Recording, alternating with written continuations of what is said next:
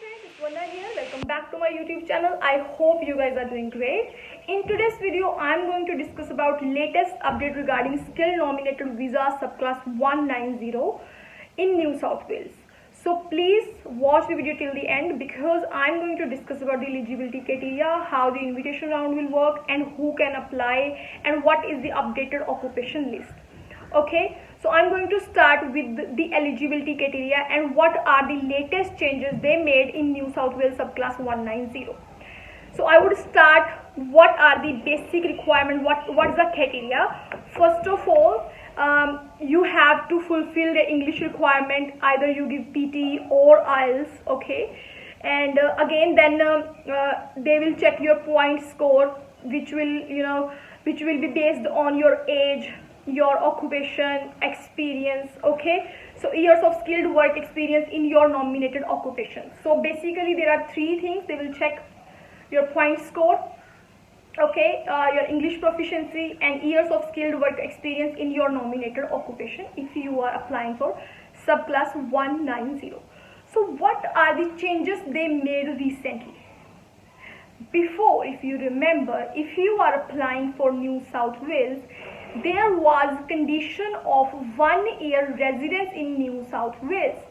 But from now onwards, they have specifically mentioned there is no time frame.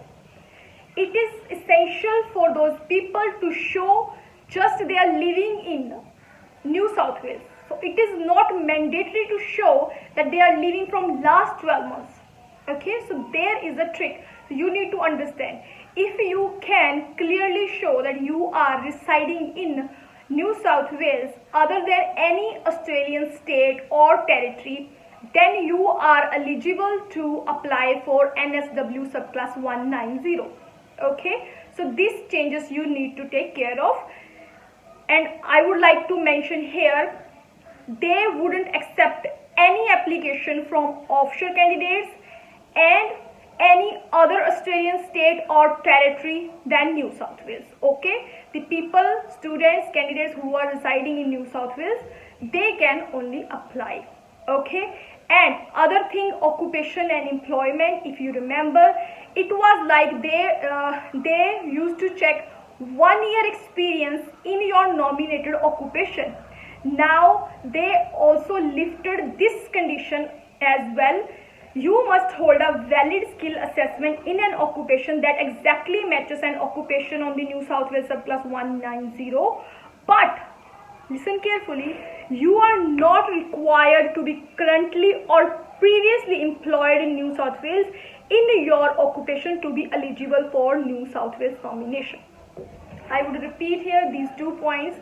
Now there is no time frame for New South Wales residents, like for how long they have been staying there, and there is also no condition for how long they have been working in their nominated occupation. Okay, so if you get your valid skill assessment in the mentioned occupation list, so you are eligible. No matter you are working in that particular occupation or you previously worked, you don't need to show any proof of this.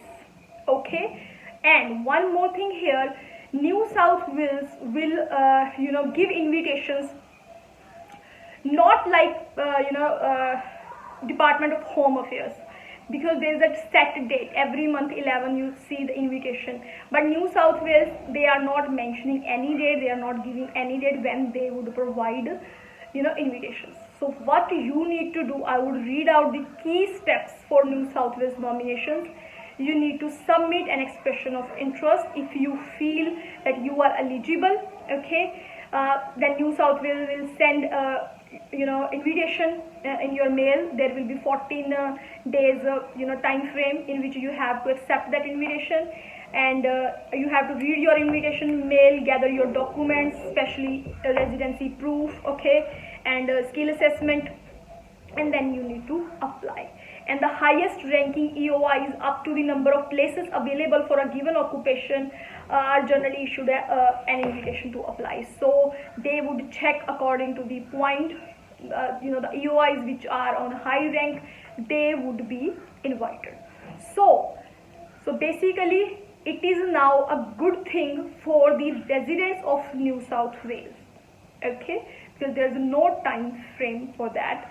So now I'm going to show the occupation list which is updated on 30th of April 2021. Please check these occupations carefully so that you can take actions on time, and if you fulfill all the eligibility criteria, then you might get invitation from New South Wales.